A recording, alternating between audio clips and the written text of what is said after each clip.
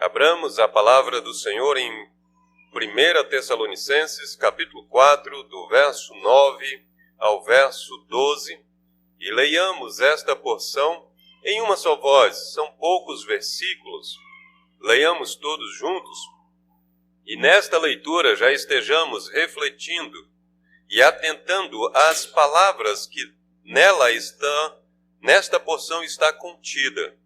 Leiamos, pois assim está escrito: no tocante ao amor fraternal, não há necessidade de que eu vos escreva, porquanto vós mesmos estáis por Deus instruídos que deveis amar-vos uns aos outros.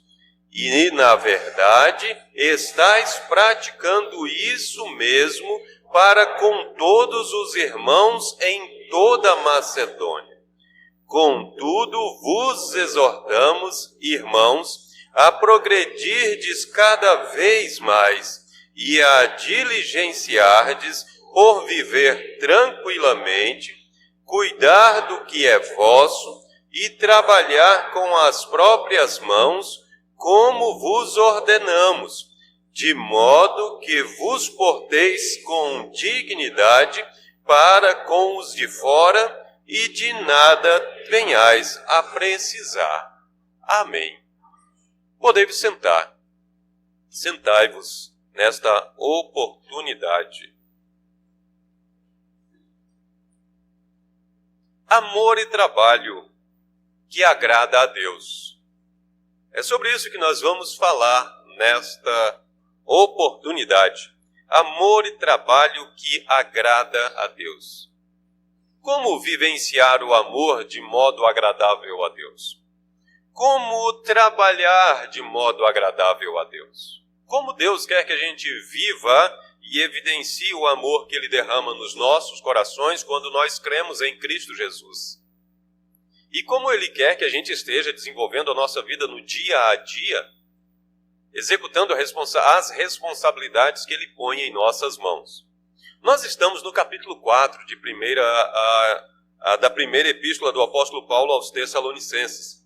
E nesta porção, do versículo 1 ao versículo 12, o apóstolo Paulo está instruindo a igreja de Tessalônica acerca do modo de viver e agradar a Deus. Estejamos com a Bíblia aberta e acompanhemos como ele está falando sobre isso.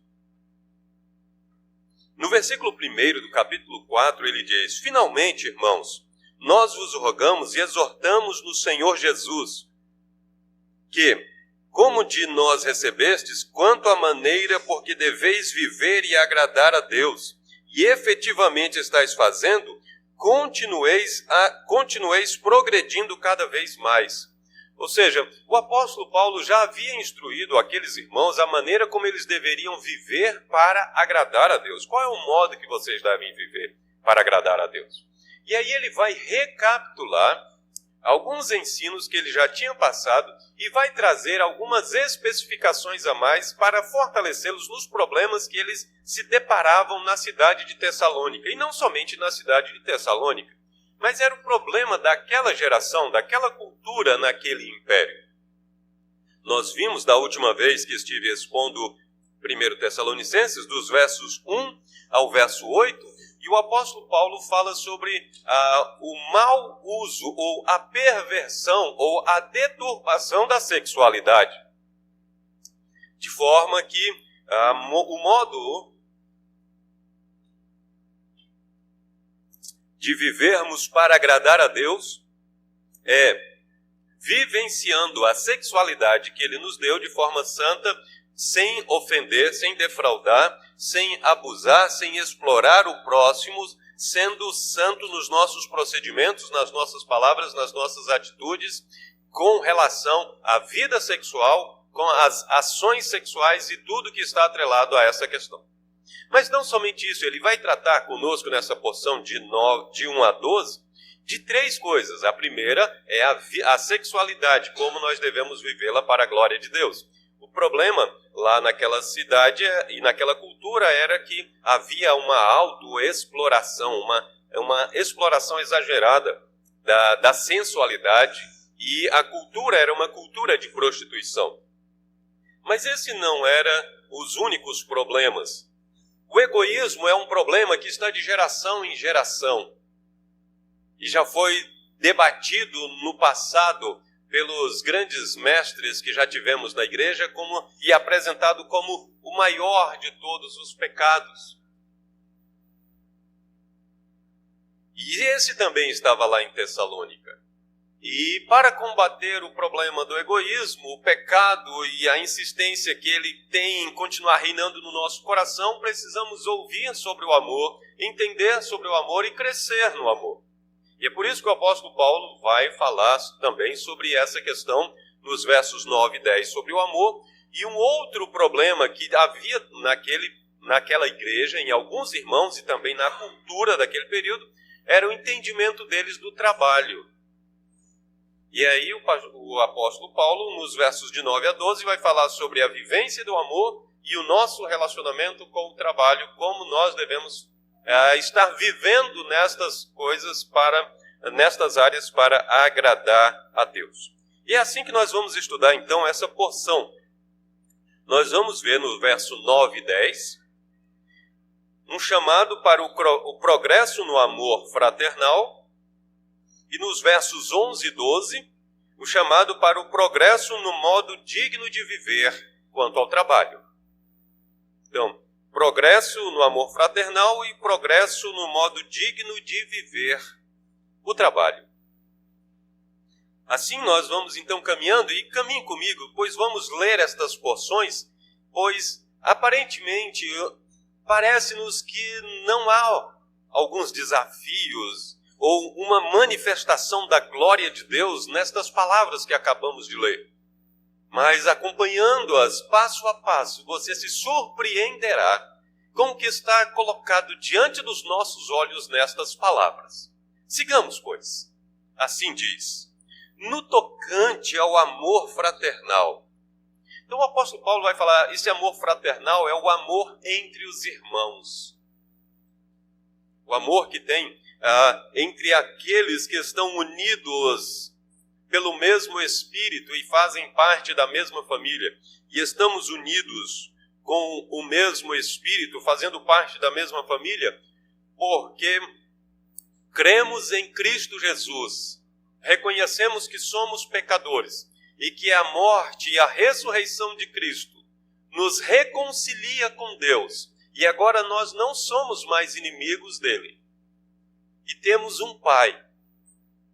Não é o Pai da mentira, mas nós temos o Pai Celeste como nosso Pai.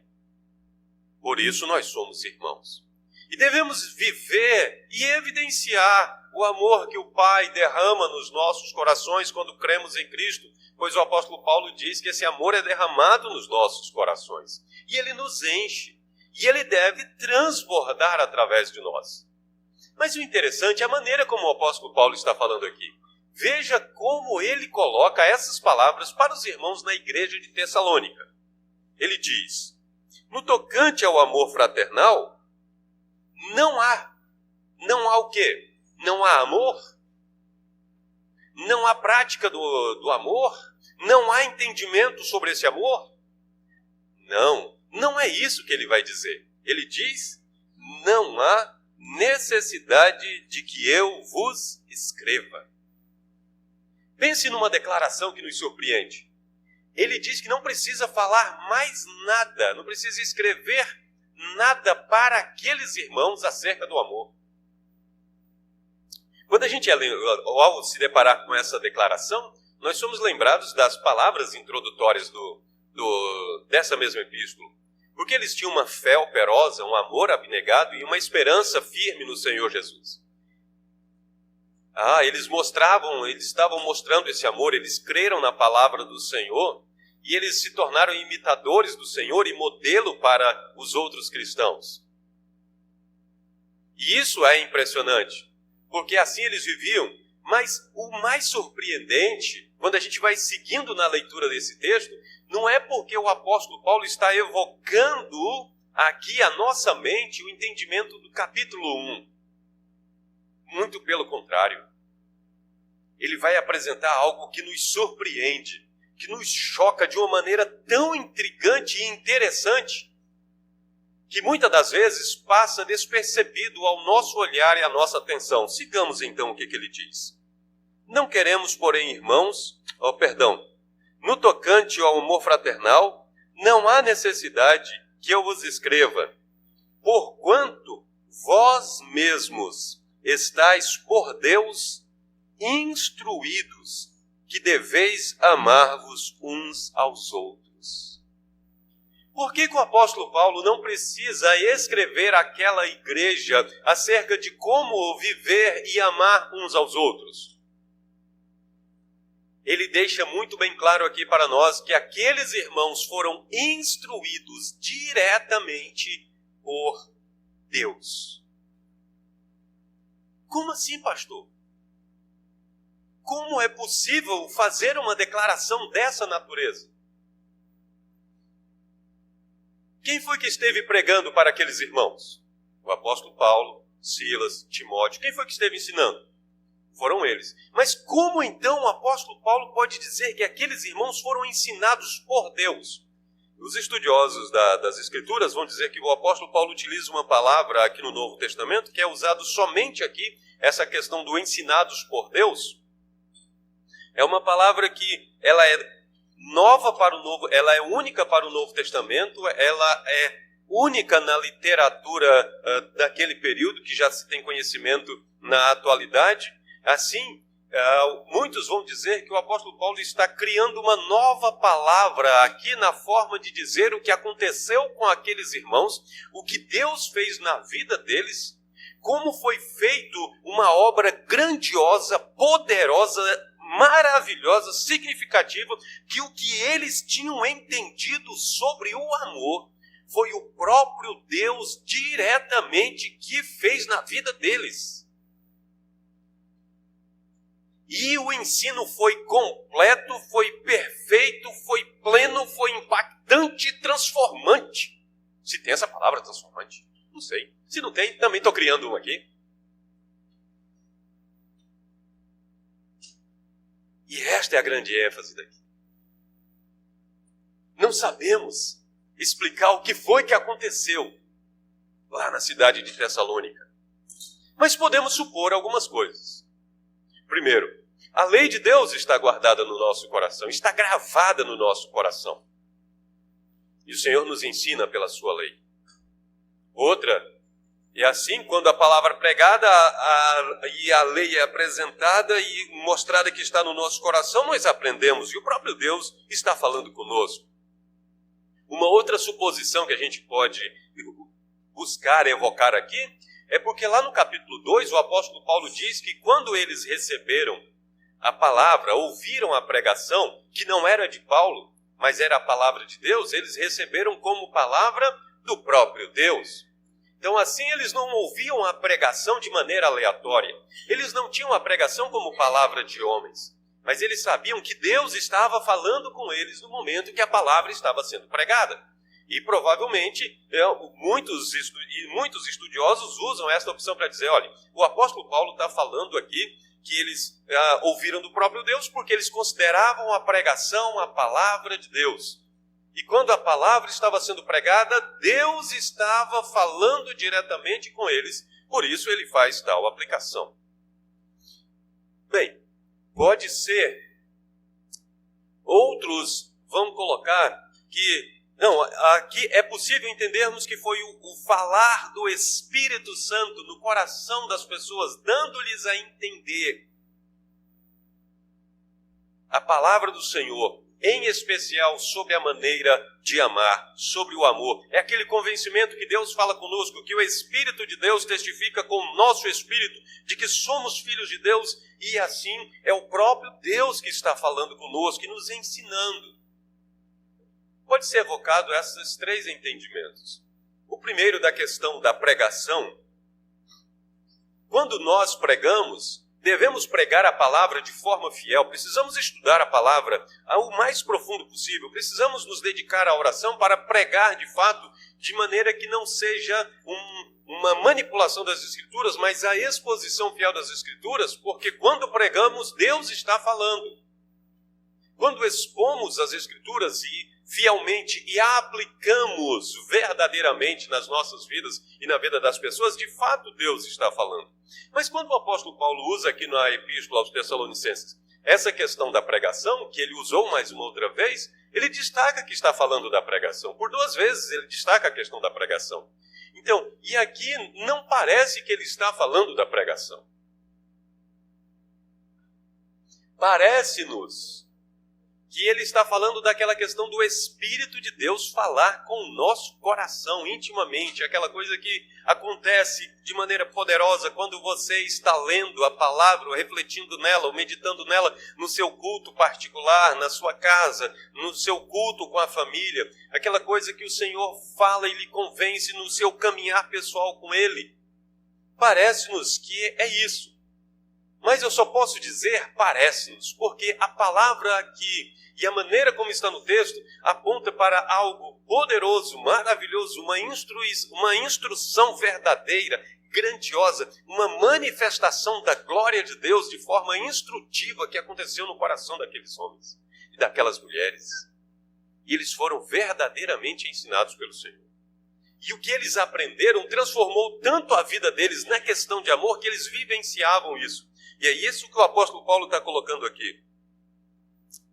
Quando nós lemos essas palavras. Ele disse, eu não preciso escrever nada mais, porque vocês foram instruídos por Deus acerca de como amar uns aos outros. Essa instrução foi tão impactante na vida deles, versículo 10, que ele coloca, e na verdade, estáis praticando isso mesmo para com todos os irmãos em toda a Macedônia. Aquilo que eles aprenderam do Senhor, que eles foram surpreendidos com esse entendimento, foram despertados e transformados, eles estavam vivendo.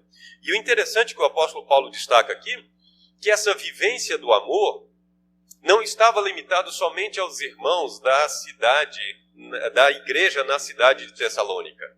Mas esse amor, ele está sendo evidenciado para todos os crentes na região da Macedônia.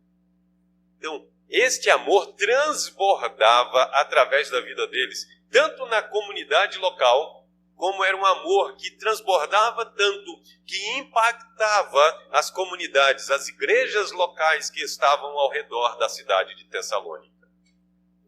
Grande foi o impacto deste ensino feito pelo próprio Deus, esse entendimento vindo da parte do próprio Deus, diretamente de Deus ao coração daquelas pessoas. E então, como não há necessidade de eu falar nada para vocês, e queridos irmãos, tal necessidade também se revela acerca das nossas pessoas nos nossos dias. Nós temos a palavra do Senhor nas nossas mãos. Nós temos o Espírito Santo no nosso coração. A leitura da palavra, a busca do Senhor em oração, o ter ouvidos para ouvir o Espírito Santo, também acerca de nós mesmos, é suficiente para sabermos tudo o que nós precisamos saber sobre como amar uns aos outros. Nós já temos todo o ensino e instrução nas nossas mãos. E para falar a verdade,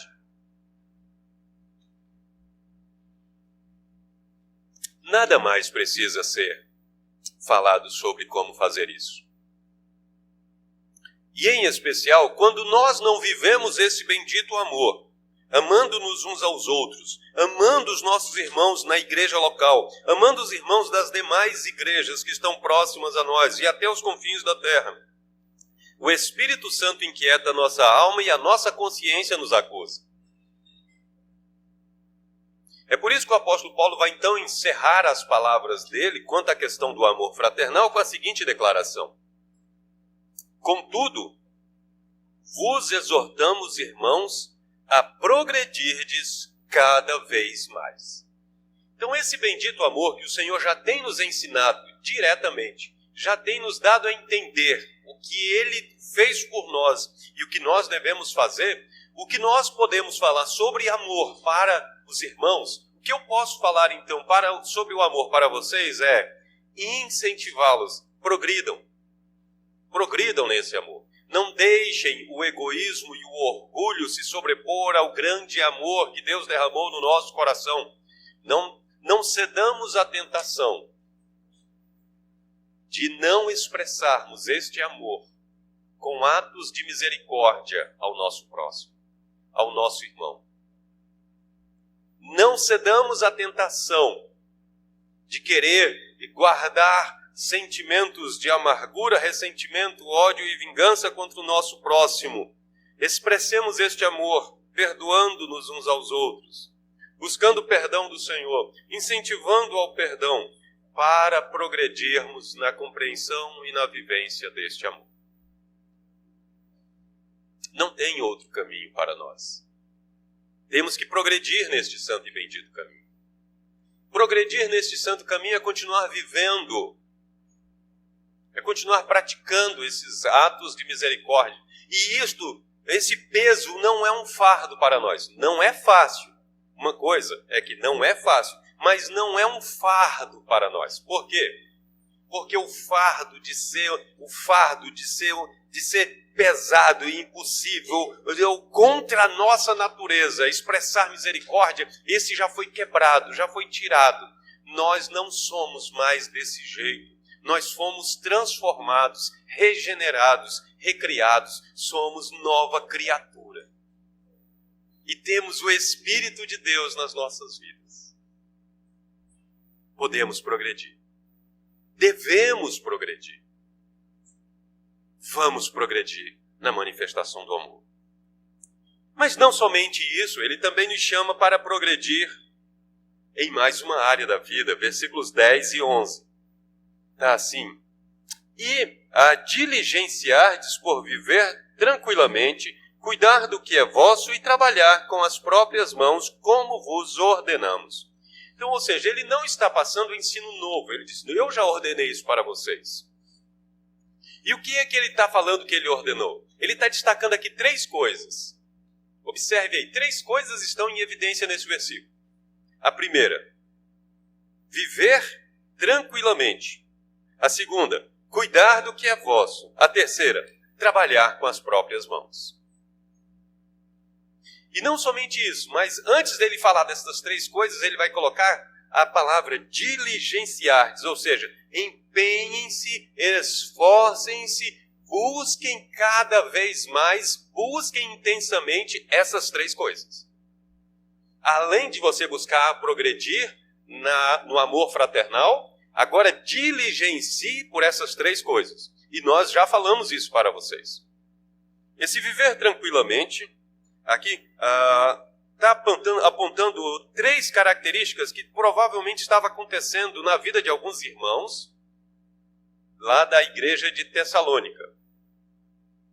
Nós vamos ouvir com mais propriedade, se você for procurar, você vai ouvir um problema parecido com esse lá na segunda epístola, quando algumas pessoas, é denunciado diretamente na segunda epístola aos Tessalonicenses, que algumas pessoas estavam deixando de trabalhar, e lá na segunda epístola, o apóstolo Paulo vai dizer, quem não trabalha, que não coma.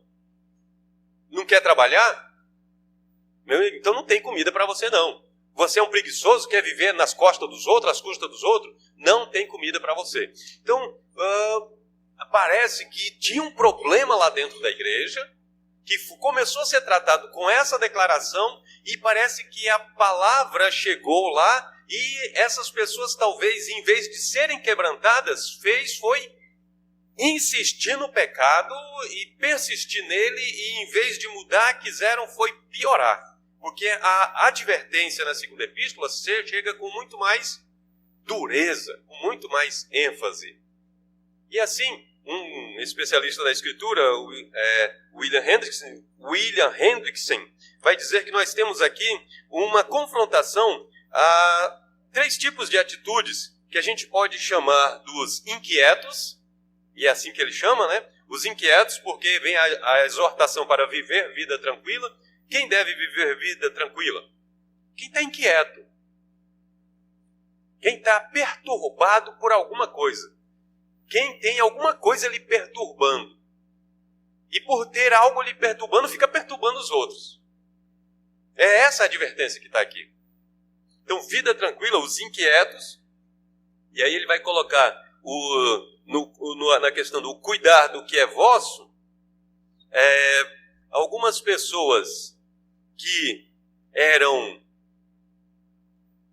interessadas na vida do outro da forma errada. Nós devemos cuidar uns dos outros. Mas parece que essas pessoas aqui não estavam cuidando das suas responsabilidades. E pode ser chamado de os irresponsáveis.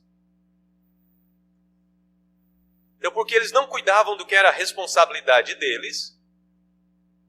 E a terceira questão que está aqui, quando ele fala sobre viver e trabalhar com suas próprias mãos, parece-nos e conduz que tem gente que não está trabalhando, está se beneficiando do trabalho dos outros. Não quer usar suas mãos para trabalhar. Então, esses daqui são os ociosos, os preguiçosos. Aqueles que querem que os outros trabalhem e tragam a comida para colocar na frente dele. E às vezes quer até que mastigue para eles. Então, assim são os inquietos, os intrometidos, ou os irresponsáveis, e os preguiçosos. Por isso essas advertências vêm dessa natureza. Nós somos chamados ao Senhor, pelo Senhor, para viver como ele vai encerrar no versículo 12, de modo digno, de modo que vos porteis com dignidade. Assim, como é que nós vivemos com dignidade diante do povo que está ao nosso redor? Indignidade com os irmãos que estão dentro da igreja. Meu querido, se nós vamos cuidar uns dos outros, vamos cuidar do que os outros estão precisando da nossa ajuda. E todos aqueles que podem trabalhar, devem trabalhar. Se você pode trabalhar, se você tem condições de trabalhar, não viva nas custas dos outros, não viva nas costas dos outros. Você está pecando. Então, nós precisamos, em especial nos dias atuais, como pais, sermos exortados pela palavra de Deus, porque nós temos educado os nossos filhos e criado os nossos filhos para serem mantidos por nós. E os nossos filhos estão muito mal acostumados, querendo ser mantidos pelos pais a vida toda. Está errado. Nós encontramos algumas pessoas que se casam, adquirem família e vivem num estilo de vida querendo que os outros os mantenham. Está errado. Todos os que podem trabalhar, todos os que têm saúde, todos os que têm capacidade mental para trabalhar, devem trabalhar. Todos devem trabalhar. Ninguém deve viver ocioso. Ninguém deve viver acomodado. Essa exortação é importante para que nós também, eu estou trabalhando. E se eu tenho um irmão passando necessidade, é importante eu ir observar por que você está passando necessidade. Às vezes acontece de algumas pessoas chegarem falando, pastor, fulano de tal, cicrano e beltrano está passando necessidade. A igreja não vai fazer nada por ele. O que a igreja primeiro deve fazer? Vai averiguar por que o irmão está passando necessidade. Se o irmão está passando necessidade porque é um preguiçoso, ele precisa ser confrontado na sua preguiça. Irmão, vá trabalhar. Não, mas eu estou precisando de pão. Beleza, está aqui um pão, está aqui café, está aqui a margarina, coma aqui o arroz, o feijão e está aqui o trabalho. Agora vá trabalhar. Vá trabalhar. Meu amigo, hoje você está com fome, está aqui a sua comida. Está aqui uma oportunidade de trabalho. Agora você vai trabalhar para você conseguir o que você precisa para comer. Se você não quiser trabalhar, também não espere a ajuda da igreja, que se a igreja fica ajudando pessoas que não querem trabalhar, a igreja está pecando. A igreja está errada. Se você ficar alimentando e mantendo quem não quer trabalhar e pode trabalhar, tem capacidade mental e física para isso, você está pecando. você está dando um mau testemunho, você não está vivendo dignamente, nem está conduzindo um para viver dignamente. Isto é um escândalo para o Evangelho. Não é viver de modo digno do Senhor, e é isso que está sendo colocado aqui.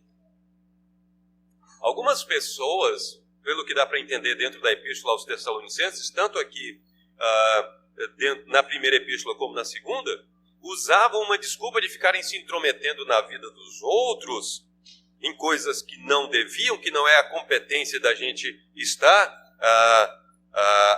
se intrometendo na vida dos outros, e não é competência mesmo a gente ficar se intrometendo na vida de ninguém, não. A igreja está aqui e você sempre ouve as exortações dizendo aqui, meus irmãos, se você está precisando de ajuda, procure, busque. Por quê? Porque aqueles que buscam ajuda, que pedem ajuda, a gente vai e ajuda. Nós vamos ao encontro dos irmãos para saber como, pela graça de Deus, tenho conseguido fazer algumas visitas a alguns necessitados. Vamos lá, a pessoa vê, você aceita ajuda, você quer ajuda? Ajudamos naquilo que é santo ajudar, é lícito ajudar, exortamos naquilo que é necessário exortar. Mas se a pessoa está lá vivendo uma vida de preguiça, de comodismo, aparece oportunidade de emprego, ela não quer ir aceitar o emprego. Não, eu não sou, eu sou capacitado para ter um emprego com maior valor. Então esse tipo de emprego para mim é subemprego. Sinto muito, meu irmão. A igreja também não vai ficar mantendo você na sua preguiça, no seu pecado, no seu comodismo, envergonhando o Evangelho. Não é nossa responsabilidade. Então, são palavras fortes e duras que vêm das Escrituras para nós, porque o propósito da Escritura é levar-nos a viver de modo digno diante de Deus e diante dos homens. E então, o apóstolo Paulo, depois de confrontar esses 3 pecados para que a gente viva tranquilamente, então, tratem-se, cuidem para viver tranquilos. O que está tirando a sua paz? O que está lhe deixando inquieto? Busque ajuda naquilo que tira a sua paz. Muitas das vezes o que tira a nossa paz é as ansiedades sobre como eu vou ganhar o pão de cada dia, como eu vou resolver os problemas. Talvez o nosso irmão Victor esteja ansioso ou inquieto porque como é que eu vou cuidar da Débora e da Maitê? Como vai ser cuidar destas 2 mulheres? Isso talvez gere alguma inquietação. Se isso está gerando inquietação, alguma outra coisa gera inquietação, busque aconselhamento. Busque conselhos, busque instrução na palavra de Deus. Estamos aqui para aconselhar para que você vença as inquietações da sua alma e viva tranquilo. Porque quando você vive inquieto e não busca o tratamento da sua alma, você fica inquietando outros. Tem um ditado popular que diz que uma laranja podre, uma maçã podre, e uma pessoa inquieta que não busca o tratamento para a inquietude da sua alma fica gerando inquietação no coração e na mente dos outros. Ele não está bem, a incredulidade, a dúvida está proliferando no seu coração, crescendo, crescendo, crescendo, e ele vai contaminando os demais com o mesmo tipo de pensamento e atitude, e vai prejudicando e tirando a santidade da igreja. E uma igreja inquieta é campo fértil para heresia, para mentiras, para ser usada pelo diabo, para tudo quanto é mal diante do Senhor. O apóstolo Paulo também vai dizer para nós cuidarmos do que é nosso. Assim, a exortação é: cuide das responsabilidades que Deus colocou nas suas mãos. Marido, cuide da sua esposa, cuide dos seus filhos, cuide da sua casa, cuide do seu trabalho. Eduque os seus filhos no caminho do Senhor. Esposa, cuide do seu marido, cuide dos seus filhos, cuide do seu trabalho. Família, cuide de cultuar a Deus, cuide das suas responsabilidades na igreja. Cuide dos compromissos que você assumiu. Trabalhe. Você casou? Trabalhe para sustentar a sua família.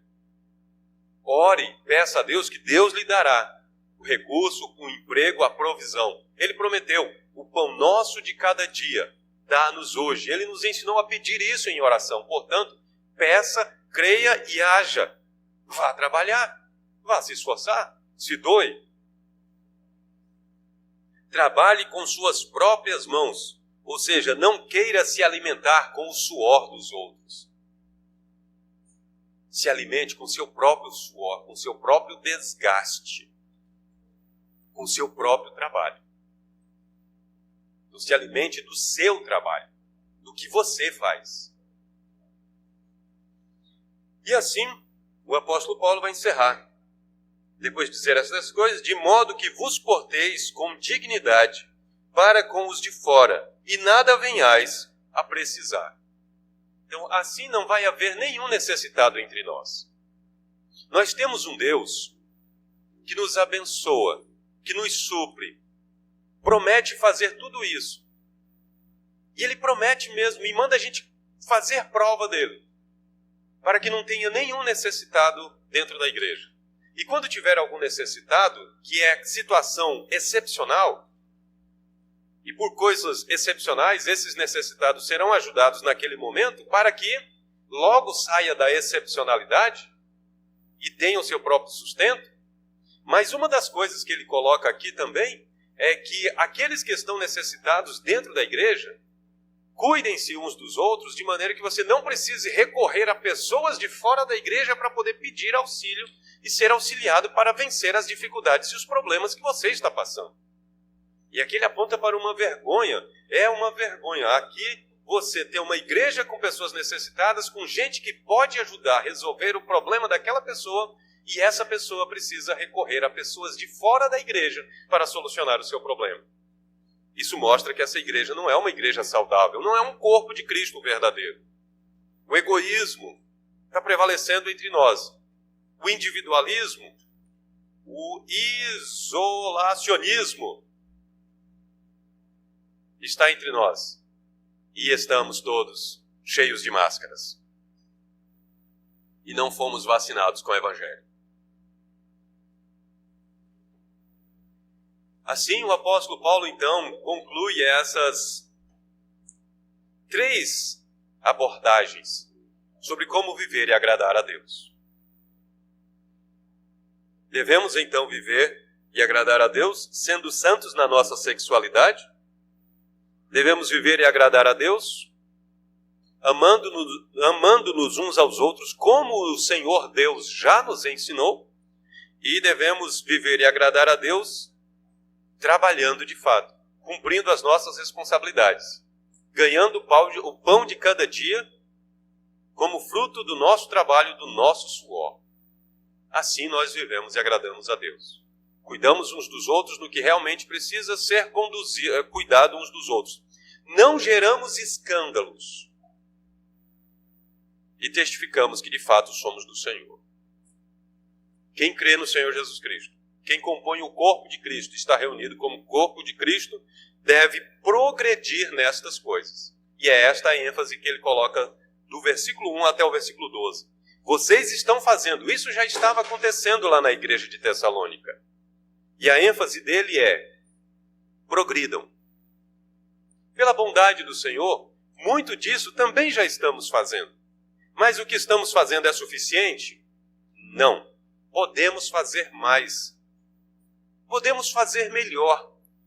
Podemos cuidar melhor uns dos outros. Podemos trabalhar melhor. Podemos nos amar melhor. E podemos ser também melhor na nossa sexualidade. Podemos ser mais santos e mais. E este é o propósito do Senhor. Não existe limite para este progresso. Quanto mais progredirmos, mais nós temos para progredir. E que o Senhor desperte as nossas almas para assim o fazer, e ter desejo de continuar a fazer cada vez mais.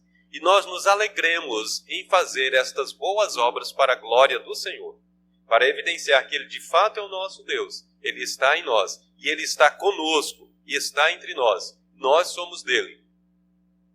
E o nosso testemunho é diferente, porque fomos alcançados por este grande amor que transforma as nossas vidas em todas as áreas dela, em todos os aspectos, em todo comportamento, em todo sentimento e também nas nossas motivações. Que Deus em Cristo nos abençoe e aplique sua palavra aos nossos corações, produzindo cada vez mais amor e cada vez mais força e disposição para trabalhar conforme o que o Senhor tem colocado nas nossas mãos para trabalharmos. Que Deus os abençoe.